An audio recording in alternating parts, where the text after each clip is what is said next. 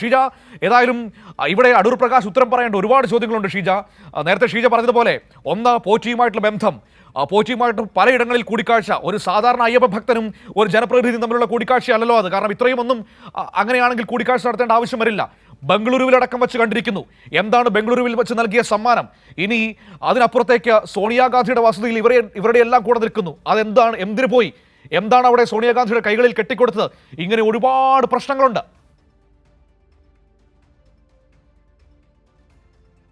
ഏതായാലും മനു ഇപ്പോൾ ഒരു വിവരം കൂടി ഇതിനൊപ്പം കൂട്ടിച്ചേർക്കുന്നു. അതായത് ഈ അടൂർ പ്രകാശ് MP-യെ ഇവിടെ ഈ ക്രൈംബ്രാഞ്ച് ആസ്ഥാനത്ത് ചോദ്യം ചെയ്യുന്നതിനൊപ്പം തന്നെ ഇപ്പോൾ ഉണ്ണികൃഷ്ണൻ പോറ്റിയെയും ഇവിടെ തന്നെ ചോദ്യം പങ്കുവയ്ക്കാനുള്ളത്.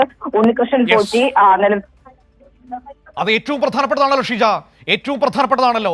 അടൂർ പ്രകാശിനോടൊപ്പം ഉണ്ണികൃഷ്ണൻ പോറ്റിയെയും ഇരുത്തിയാണ് ചോദ്യം ചെയ്യൽ. അടൂർ പ്രകാശിനെയും ഉണ്ണികൃഷ്ണൻ പോറ്റിയെയും ഒപ്പം ഇരുത്തി ചോദ്യം ചെയ്യുന്നു അന്വേഷണ സംഘം.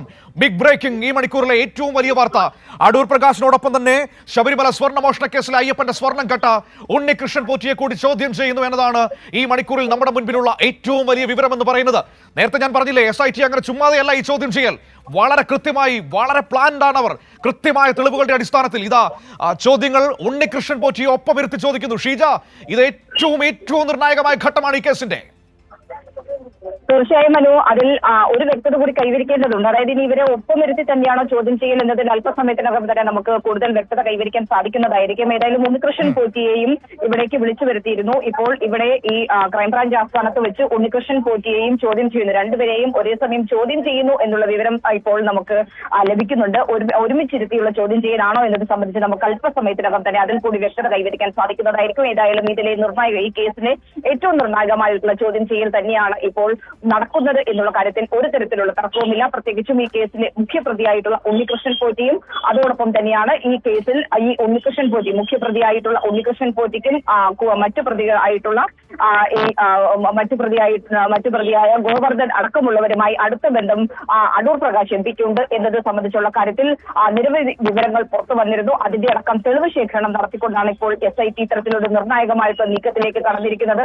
കഴിഞ്ഞ ദിവസം ഉണ്ണികൃഷ്ണൻ പോറ്റി സ്വാഭാവിക ജാമ്യം ലഭിച്ച് പുറത്തേക്ക് ഇറങ്ങിയിരുന്നെങ്കിൽ പോലും ഇന്നിപ്പോൾ വെള്ളി ശനി ദിവസങ്ങളിൽ അന്വേഷണ സംഘത്തിന് മുന്നിൽ ഹാജരാകണം എന്നുള്ള കാര്യം പറഞ്ഞിരുന്നു. രാവിലെ ഇന്ത്യക്കിലുള്ള ഓഫീസിൽ ഉണ്ണികൃഷ്ണൻ പോറ്റി ഹാജരായിരുന്നു. അപ്പോഴാണ് ഉണ്ണികൃഷ്ണൻ പോറ്റിയോട് ഇവിടെ ഹാജരാകാൻ വേണ്ടിയുള്ള നിർദ്ദേശം നൽകിയതും തുടർന്നാണ് ഇവിടേക്ക് ഉണ്ണികൃഷ്ണൻ പോറ്റി കൂടി എത്തിയിരിക്കുന്നതും. ഏതായാലും അടൂർ പ്രകാശ് MP-യും അതോടൊപ്പം തന്നെ ഉണ്ണികൃഷ്ണൻ പോറ്റിയെയും ഒരേ സമയം തന്നെ പ്രത്യേക അന്വേഷണ സംഘം ചോദ്യം ചെയ്യുന്നു. അപ്പോൾ ഇവർ തമ്മിലുള്ള കൂടിക്കാഴ്ച, ഇവർ തമ്മിലുള്ള ബന്ധം, അതിലൊക്കെ കൂടുതൽ വ്യക്തത ഉടൻ തന്നെ കൈവരിക്കുക എന്നുള്ളത് തന്നെയാണ് പ്രത്യേക അന്വേഷണ സംഘം തീരുമാനിച്ചിരിക്കുന്നത്. ഇതുമായി ബന്ധപ്പെട്ടുള്ള തെളിവ് ശേഖരണം അടക്കം നടത്തിക്കൊണ്ടാണ് പ്രത്യേക അന്വേഷണ സംഘം ഏതായാലും ഈ നിർണായകമായിട്ടുള്ള ചോദ്യം ചെയ്യലിലേക്ക് കടന്നിരിക്കുന്നത്.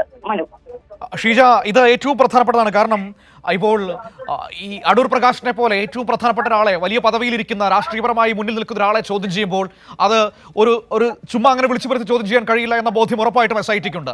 അവരുടെ മുൻപിൽ ആ തെളിവുകളെല്ലാം ശേഖരിച്ചതിന് ശേഷമായിരിക്കും അവർ ഈ അടൂർ പ്രകാശിനെ ചോദ്യം ചെയ്യുക.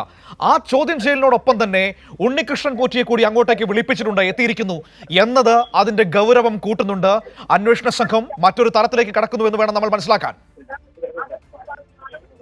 തീർച്ചയായും അന്വേഷണം മറ്റൊരു തലത്തിലേക്ക് കടക്കുന്നു എന്നുള്ളത് തന്നെയാണ്. കാരണം ഈ കേസിൽ ഏറ്റവും പ്രധാനപ്പെട്ട കാര്യം എന്ന് പറയുന്നത് ഇതുമായി ബന്ധപ്പെട്ടുകൊണ്ട് കൃത്യമായ രീതിയിലാണ് അന്വേഷണം മുന്നോട്ട് പോകുന്നത് എന്നുള്ളതിൽ ഒരു തരത്തിലുള്ള തർക്കവുമില്ല. കാരണം SIT-യുടെ ഒരു രീതി എന്ന് പറയുന്നത്, അന്വേഷണത്തിന്റെ രീതി എന്ന് പറയുന്നത് ഒരു ഘട്ടത്തിലും അനാവശ്യമായി വിളിച്ചു വരുത്തി ചോദ്യം ചെയ്യുക എന്നുള്ളതല്ല.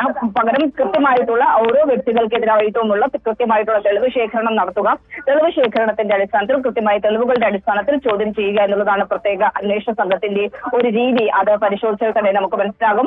അപ്പോൾ ഉണ്ണികൃഷ്ണൻ പോറ്റിയുടെ കാര്യത്തിലും ഉണ്ണികൃഷ്ണൻ പോറ്റിയാണ് കേസുമായി ബന്ധപ്പെട്ടുകൊണ്ട് ആദ്യം അറസ്റ്റിലായ ഉണ്ണികൃഷ്ണൻ പോറ്റി മുതൽ ഇന്നിപ്പോൾ ചോദ്യം ചെയ്യൽ നടക്കുന്ന അടൂർ പ്രകാശ് MP-യുടെ കാര്യത്തിൽ വരെ കൃത്യമായ രീതിയിൽ അതേ രീതിയിൽ തന്നെയാണ് അന്വേഷണ സംഘം മുന്നോട്ട് പോകുന്നത് എന്നുള്ളതിൽ ഒരു തരത്തിലുള്ള തർക്കവുമില്ല. പ്രത്യേകിച്ചും ഈ കേസുമായി ബന്ധപ്പെട്ടുകൊണ്ട് അടൂർ പ്രകാശ് MP-ക്കെതിരെ വലിയ ആക്ഷേപങ്ങൾ ഉയർന്നു വന്നിരുന്ന ഒരു സാഹചര്യമാണ്. ഏറ്റവും പ്രധാനപ്പെട്ട കാര്യം, ഈ കേസിലെ മുഖ്യപ്രതിയായിട്ടുള്ള ഉണ്ണികൃഷ്ണൻ പോറ്റിക്ക് വേണ്ടി നിരവധി കാര്യങ്ങൾ കാര്യങ്ങളിൽ ഇടപെടൽ അടൂർ പ്രകാശ് എം പി നടത്തിയിട്ടുണ്ട് എന്നുള്ളത് സംബന്ധിച്ച് കൂടുതൽ കാര്യങ്ങൾ പുറത്തേക്ക് വന്നിരുന്നു. അത് ഉണ്ണികൃഷ്ണൻ പോറ്റിയുടെ വീട്ടിൽ നടത്തിയ കൂടിക്കാഴ്ചയുണ്ട്, ബംഗളൂരുവിൽ വെച്ച് നടത്തിയിട്ടുള്ള കൂടിക്കാഴ്ചയുണ്ട്, അതിനു പുറമെ ദില്ലിയിൽ വെച്ച് കൂടിക്കാഴ്ച നടത്തിയിട്ടുണ്ട്. അങ്ങനെ നിരവധി ഇടങ്ങളിൽ ഇവർ ഒരുമിച്ചെത്തിയിട്ടുണ്ട്. ശബരിമലയിലടക്കം ഉണ്ണികൃഷ്ണൻ പോറ്റിക്ക് വേണ്ടിയിട്ട് ഇടപെടൽ അടൂർ പ്രകാശ് എം പി നടത്തിയിട്ടുണ്ട് എന്നതടക്കമുള്ള നിർണായക വിവരങ്ങളും പുറത്തു വരുന്ന ഒരു ഘട്ടമാണ്. ഏതായാലും ഈ കേസുമായി ബന്ധപ്പെട്ട അത്തരത്തിലുള്ള വിവരങ്ങൾ പുറത്തു വന്നൊരു സാഹചര്യത്തിൽ തന്നെയാണ് എങ്ങനെയാണ് ഈ കേസിലെ പ്രതികളുമായി ഈ അടൂർ പ്രകാശ് എം പിക്ക് ഇത്തരത്തിലുള്ള